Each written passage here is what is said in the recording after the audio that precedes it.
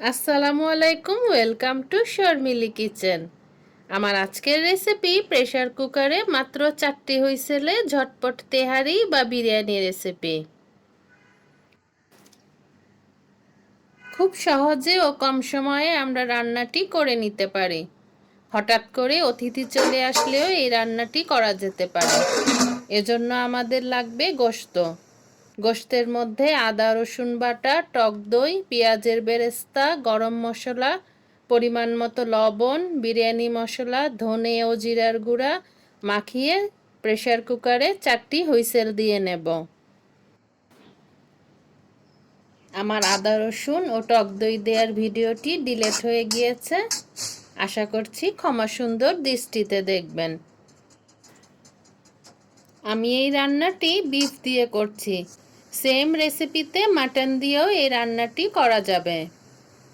যার যতটুকু গোশতের পরিমাণ সেই অনুযায়ী আমরা মশলাগুলো দেব।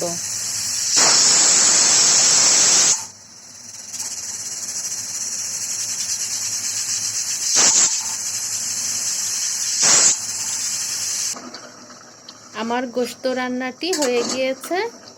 এ পর্যায়ে আমরা সাদা পোলাও রান্না করে নেব। তেলে পেঁয়াজ ভেজে গরম মশলা, তেজপাতা, আদা রসুন বাটা ও পরিমাণ মতো লবণ দিয়ে চালটা ভালো করে ভেজে নেব।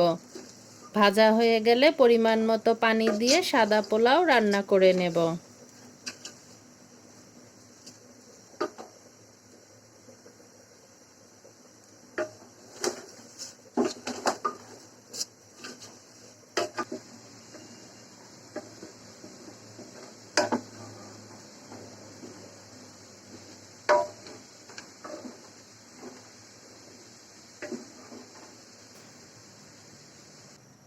ফিরে আসলাম 15 মিনিট পর।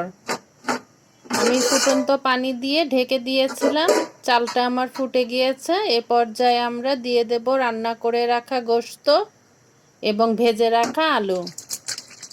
আমি গোশতটা রান্না হওয়ার পরে ভেজে রাখা আলুগুলা মিক্সড করে দিয়েছিলাম। এখন চালের সঙ্গে ভালো করে মিক্সড করে দেব। দিয়ে দিলাম গোশত, এখন মিক্সড করে দিচ্ছি। মিক্সড করে গোশতর মধ্যে যে গ্রেভিটা আছে সেটা দমে রাখার জন্য 10 থেকে 12 মিনিট আরও কিছুক্ষণ দমে রাখবো। ভালোভাবে মিক্সড করে ঢেকে দিয়ে আরও 10 থেকে 12 মিনিটের জন্য মিডিয়াম টু লো ফ্লেমে দমে রাখছি।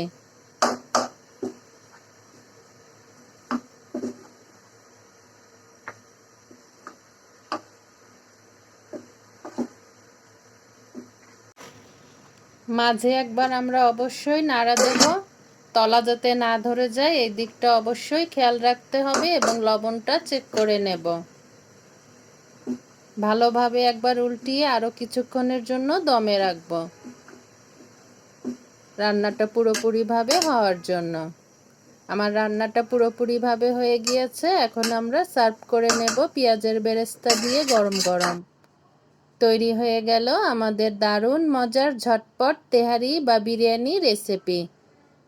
অতিথি আপ্যায়নে, ঘরোয়া অনুষ্ঠানে এবং এমনি প্রতিদিনের রান্নাতেও আমরা মাঝে মধ্যে এ ধরনের রেসিপিগুলো রাখতে পারি। ছুটির দিনে আজ আসি, আবারও চলে আসবো এরকম নতুন কোনো মজার রেসিপি নিয়ে। আপনারা সবাই ভালো থাকুন, সুস্থ থাকুন, আমার জন্য দোয়া করবেন। ভিডিওটি ভালো লাগলে প্লিজ একটা লাইক দিয়ে ফুল ওয়াচ করবেন। নতুন বন্ধু হয়ে থাকলে প্লিজ সাবস্ক্রাইব।